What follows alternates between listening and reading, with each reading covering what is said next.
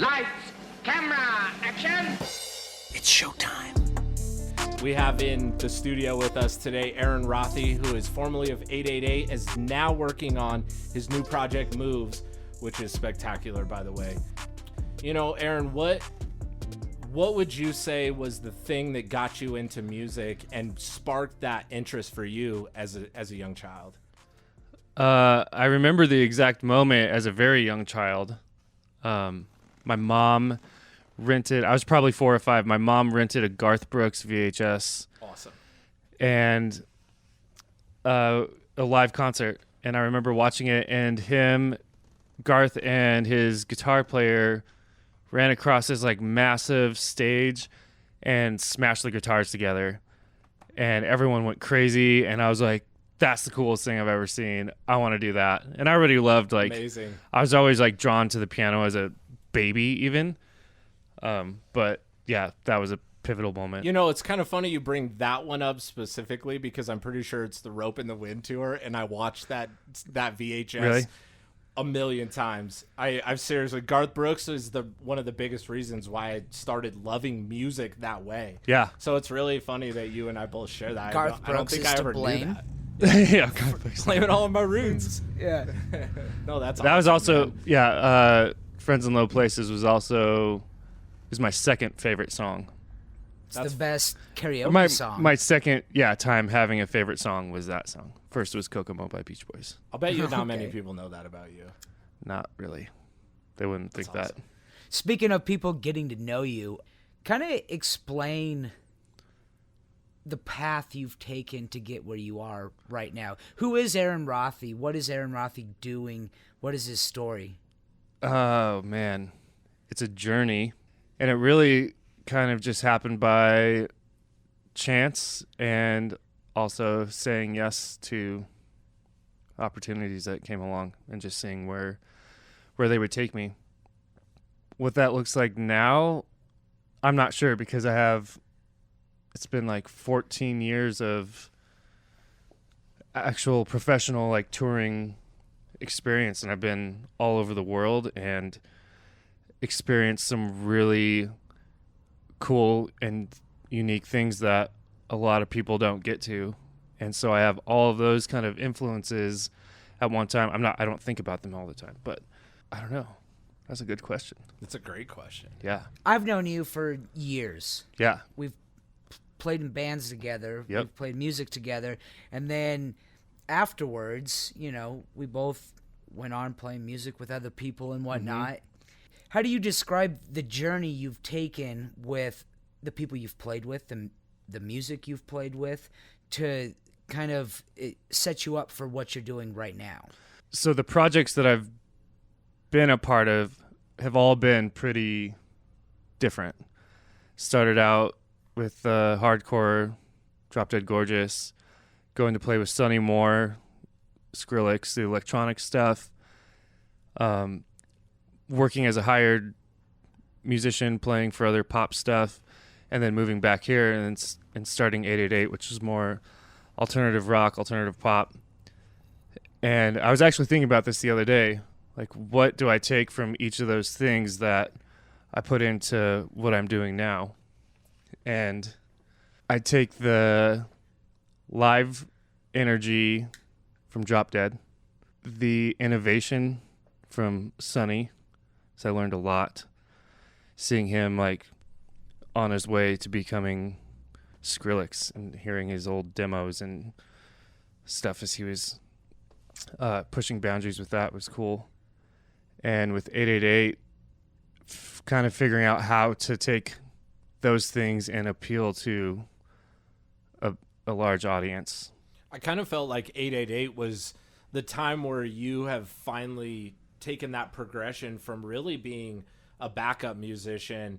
And because I felt like with Drop Dead Gorgeous, there were so many people on the stage, it was kind of hard to distinguish who's really the lead and who's not. And, you know, and then you go to playing with Sonny where you're you're in the back, you're a hired musician. And then you went on the road and played as a musician on the road.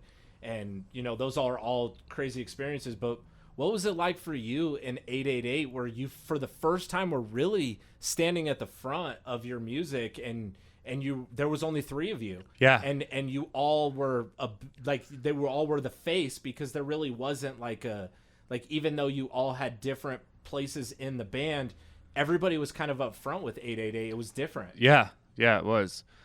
I learned a lot from that too, and had a lot of fun kind of composing that kind of music. And I keep running into people that saw us a couple years ago or whenever, when we first kind of started playing out in Denver, and hearing the song and being surprised that there was no guitar players. Because like Critical Mistakes, it starts out with guitar, there's guitar going through it. And that ended up happening because none of us could play guitar well enough to do that. So I made a guitar sound on my keyboard, and I was playing the guitar sound through my keyboard. Yeah, it was kind of just like there are no rules kind of thing as we're creating this, especially with only being 3 people. So it's a lot of sound to fill up. So I just got creative. It's funny. I was playing my music, or my music. I was playing your music for my wife, and I was just telling her, like, listen to all the layers of the piano. That's all Aaron playing and orchestrating that music, and like that's something that I've always admired about you. Just knowing you since you were a kid, and you could do that at a young age. That's pretty special that you can do that.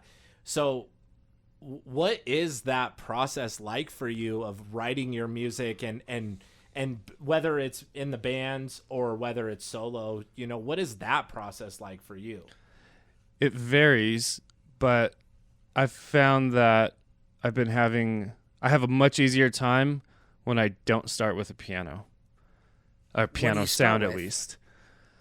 Well, I work out of Logic and just do kind of MIDI stuff. Okay. So, because I've been hearing the way that I play piano my entire life, and I get kind of bored with it. So it's not always inspiring. But when I scroll through and find some weird sound and then put it through like effects pedals and tweak it until it sounds cool, one sound will inspire an entire song. Okay. So it's kind of more of just scrolling through and finding something that inspires me really quickly and then running with it and kind of trusting that I feel inspired by what I'm doing at the moment. I gotcha. Is Denver still home base for you? Yeah. Why? I love it, man. Growing up, high school, all that stuff, man, I could not wait to leave. And I think some of that's just because of school experiences, and I was 18, I was a teenager. And then I got that opportunity, and it took me around the world a bunch of times. And then I was living in LA for a while because that's kind of where music was, or at least the opportunities I had at the time. And I hated it there. I never liked it. It never felt like home. And when I decided to move back, I just saw Denver, Arvada, Colorado entirely differently. I think because I had been traveling so much for so many years and living in a different state, I just wanted to be home. And that's what Denver is. And I've moved downtown now, which I love living downtown. And Denver's changed a lot, though, man. It's changed a lot. I always say this because I guess because I also love this city, but I feel like Denver's really the next San Diego. A lot of people say Denver is like the next LA or whatever, but not really. I think it's more similar to the city of San Diego because people in Denver are just laid back. And I don't think that mentality will ever leave, regardless of how many people move here, because I think for the most part, the same kind of people are moving here. And I'm 4th generation native. So to me, call it native, 4th generation Colorado native. Yeah. But it's definitely home to everybody, and it's that lives here. And if you've been here and you leave, you still have that. So it's cool that you've made it back here, and it's really cool that you've started this new project with Moves, and And how did this come about? What inspired Moves, and what brought you to this point where you are now trying to do the this side of things? I think it's just time. So, I mean, since you guys have known me, I've been writing songs and recording solo songs and always had that thing, and then also loved playing in bands. And I've done the band thing quite a few times, and I've never really focused or put a lot of energy into doing it kind of for myself. And it's just something I got to get out, and I needed that outlet. I left 888. I went to Nashville a couple days after I left and recorded the first song with my friend who is from here but also moved out there. That's a big music city right now. Huge. What's funny is it's got the the aura of the country western and the old country, because there's a lot of pop, where, indie rock yeah, stuff happening there too, and then a lot of people moving to LA. The East Nashville scene completely changed it. You even hear that influence in country music. I'm a absolutely huge country music fan, and I worked in the genre before, so it's something that I love very much. So I follow the Nashville a lot. I've got a lot of friends who are connected with some writers out there. And what do you have coming up for Moves? Yeah. Coming up for Moves, I have my first show September 15th that I've been preparing for and looking forward to for a long time. So where at? It's at Larimer Lounge. Oh, nice. Yeah, it'll be fun. It's with my friend Iolite. Are you playing full band with this, or is it just you? Yep, full band. So I have guitar, drums, another kind of keys, acoustic, aux player, and then I have me and piano. Right on, man. And I built a light-up piano shell. I think we're gonna have to check that out. Yeah. That's awesome. And so you only have 2 songs recorded. So do you have a lot in the bank that you're gonna? I got a bunch more for coming. The first time? Yeah. You got a bunch of stuff built. Yeah, up and I'm gonna pull from some older stuff too, that from an EP I did. Shadows of Glory. I wish. That'd be awesome. I gotta bring it up. Right? Yeah. I gotta bring it up at some point. For those who don't know, Shadows of Glory was the first band I played in high school with Nelly. And my brother Kyle. And Kyle. And Nick Cocazella. And my brother. Kill Paradise and Cold Fire. That's fantastic, man. Super happy for you. Really glad that things are seeming to roll your direction of getting to do your own thing for the first time, which is really cool, man. And, it's just good to see good friends and good people making it and doing things that they want to do. And yeah, likewise. Nelly and I, we wish you all the best of luck, man. We appreciate you coming on the podcast. And so you want to tell us and introduce us into your current single? Yeah. So this song is called Battles. It's my most recent single.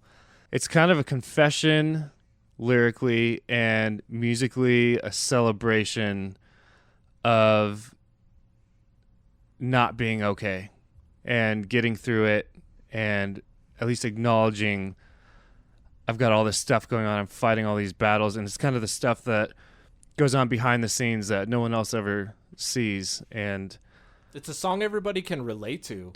That's the one thing I would notice about the lyric, is that everybody's going through their battles and everybody's going through something, and you don't know what it is, and it's always different. And absolutely, so it's really, that's the one thing that attracted me to it. Yeah, and now people are really starting to talk about that, and some people are still getting there, but I wanted it to encourage people to, because I know what got me through it was reaching out to friends or family and being like, hey, I'm not okay right now.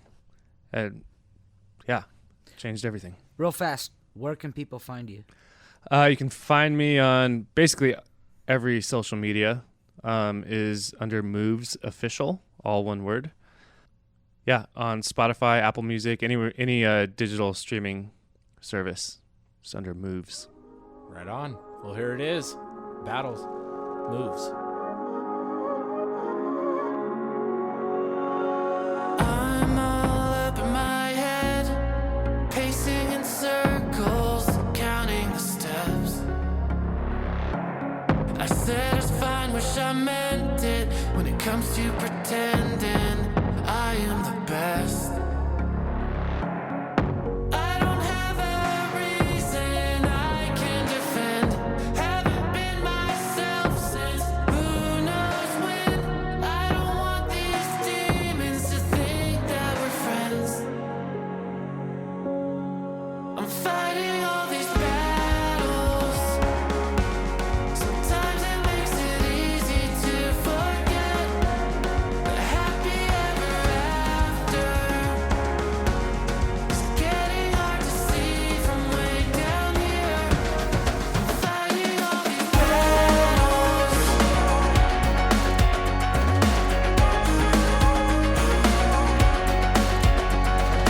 I don't mean to be distant. Pardon my resistance and my sudden change. There's a weight that's never been lifted. I've shifted and drifted. It's hard to explain.